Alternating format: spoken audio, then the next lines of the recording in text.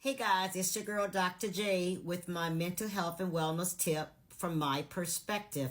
So today I want to talk about narcissistic. It seemed to be a very buzz word, or a lot of people are starting to identify people as being a narcissistic. And so I was reading an article by a psychologist, and he talked about, how lately it's been talked about in social media, on blogs and videos, and more people than ever are trying to identify the narcissist in their own social circle. And so today I want to share some educational light.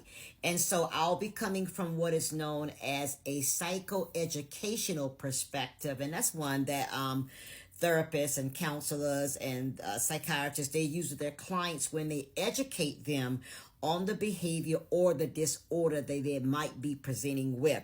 But today I'm going to be utilizing my diagnostical and statistical manual mental disorder, okay, so that we can rightly talk about this narcissistic personality disorder as it is defined by the DSM-5. And the DSM-5 is published by the APA, the American Psychiatric Association. So you're getting education and you're getting fact, so that we're not misusing or misdiagnosing this term or identifying it, attaching it to people by one characteristic. And I would say some people have been on point, but this is the educational, this is the diagnostical piece that we're going to talk about today.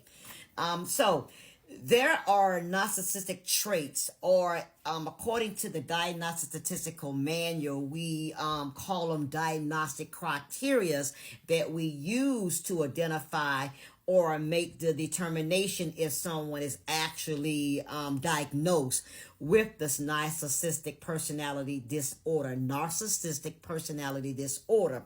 One of the traits, the diagnostic criteria that I want to mention, is grandiosity, or grandiose behavior. And that's when a narcissist often, inflate his self-esteem and worth, believe that they're special, unique, or entitled to special treatment. But I gotta stop you there, because grandiosity or grandiose behavior is often played out in someone who suffers from bipolar 1. There are two types of bipolar 1 and bipolar 2. And so you can see this narcissistic or grandiose behavior in someone with bipolar 1 when they are in manic or hypomanic state. And so that's more information for you. Now you might be a bit more informed when you see some behavior playing out, that it might be more to it than just calling the person a narcissistic or saying that you see the narcissism behavior in them. It might be something else. But let's go through the list. Then the characteristics or the traits are that this person needs admiration, they have a lack of empathy, a sense of entitlement. And I've been hearing that one. They exploit people. They're envy and they're jealous. They're arrogant. They're preoccupied with their appearance. They break boundaries. They don't care anything about boundary. The person with the narcissistic personality disorder, they have difficulties handling criticism. They fantasize unlimitedly. They lack genuine relationship. And so here's a bit more information from the Mayo Clinic, MAYO, Mayo Clinic.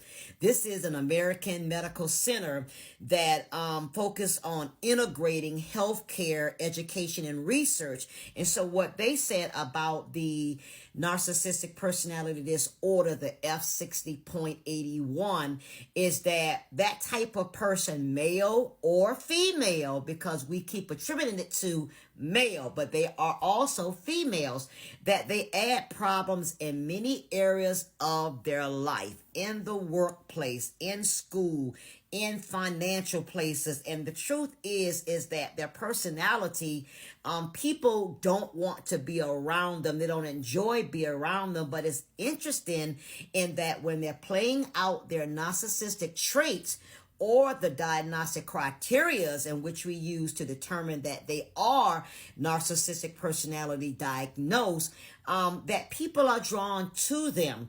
And so then we have been informed to pay attention to the facts. So when we're identifying or misdiagnosing people or going by one indicator to determine that someone has this narcissistic personality disorder, let's be careful.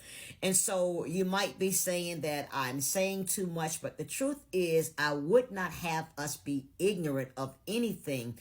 Knowledge is key. When we are informed, we know better, we say better, we speak better. And for me, I just think that that is the best perspective for us to take. From your girl, Dr. J.